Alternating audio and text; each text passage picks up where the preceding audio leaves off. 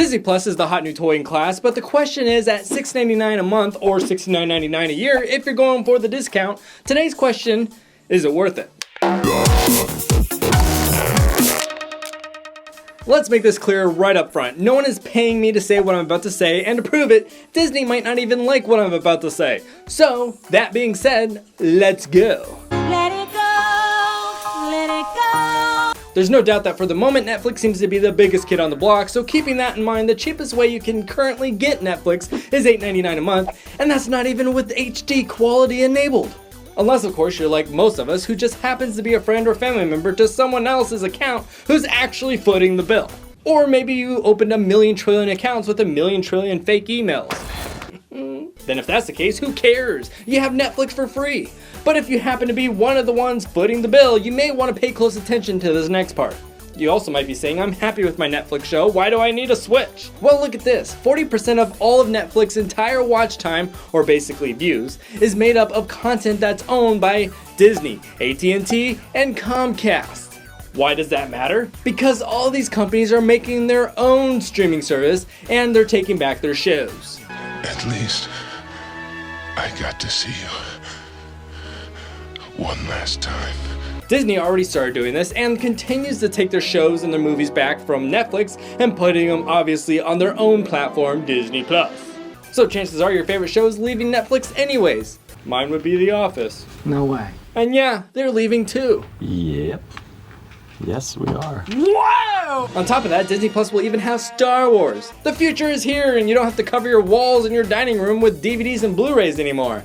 Or sacrifice your college fund to pay for all the movies. Want to watch the OG Star Wars or even the new Star Wars? Well, now it's just a click of a button and cheaper than Netflix. Is Star Wars not good enough for you?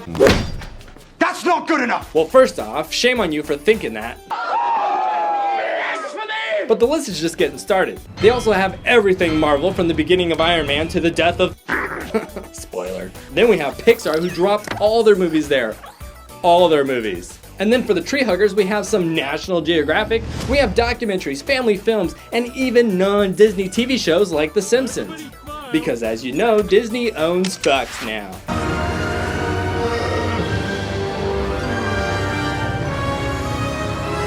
You can also find classic Disney movies, even the ones that are inside Disney's vault. And of course, Disney cartoons. Then if you don't have kids, or maybe you're not a fan of Disney, if that's even a thing, then we have a new bundle package. So Disney Plus alone is $6.99 a month, Hulu is $5.99, then ESPN Plus is $4.99. But now you can get all three for $12.99. Call now. As of the time of filming this, Disney hasn't announced a discount yet for prepaying the bundle package in a year. But either way, for the bundle price, you're essentially getting Disney Plus for free. So with that bundle, you're gonna have all sorts of TV shows and sports, including UFC, and obviously Disney everything. There's more though. In case you aren't in the loop, Disney's been drinking their own Kool-Aid lately. Oh yeah! And going nuts with making live action remakes. Even the live action ones. Creativity is priceless. That's why there's remakes. Lady and the Tramp being one of those remakes, we didn't even get an opportunity to see it in theaters, so now you have to rent it from Redbox or something like that, if that's even an option, or you have to buy it for like 25 bucks, unless you have Disney Plus. And it's possible we're not even gonna get to see it go to Redbox. Or it could be exclusively Disney Plus where you literally can't get it anywhere else. And my guess is this is just the beginning, and we're gonna see a lot more Disney movies released directly to Disney Plus, skipping the theaters altogether, which is very unfortunate. And hopefully it's not just a bunch of remakes. But regardless, more Disney movies are going straight to Disney Plus, and maybe in the future, maybe not even available on DVD. But who knows? So this all seems great, right? Rainbows and sunshine for everybody. What's the downside? Well, for starters, hashtag Disney Down is trending on Twitter, so needless to say, they have a few bugs they still need to work out. Ooh, the little green film kind. Also, another complaint I would have is one of the best new original shows they have on Disney Plus is Mandalorian. And it looks great. But no worries, there's no spoilers here today. But the frustrating thing is that it's a show and not a movie, which means they're going to be dragging out a storyline so they can fit it in like 13 shows or however many it is. And they're only releasing one episode a week. So it's going to take like a quarter of your life to wait and slowly digest the entire season like a Sarlacc. Sorry Disney, but nowadays a lot of people prefer to just get it all at once and then binge watch the entire season on their day off. Or on their sick day. So that's a downside. Also, I'm gonna say it. Don't worry, there's no spoilers, but after watching Lady and the Tramp, I can see why they skipped the theaters. The movie's only meh. Honestly, I think Homeward Bound was better produced, and that's like 1 billion years old. Another thing I would say is if you're like me and you have a massive collection of virtually every Disney and Pixar movie out there, then the only thing that's gonna excite you is the new stuff.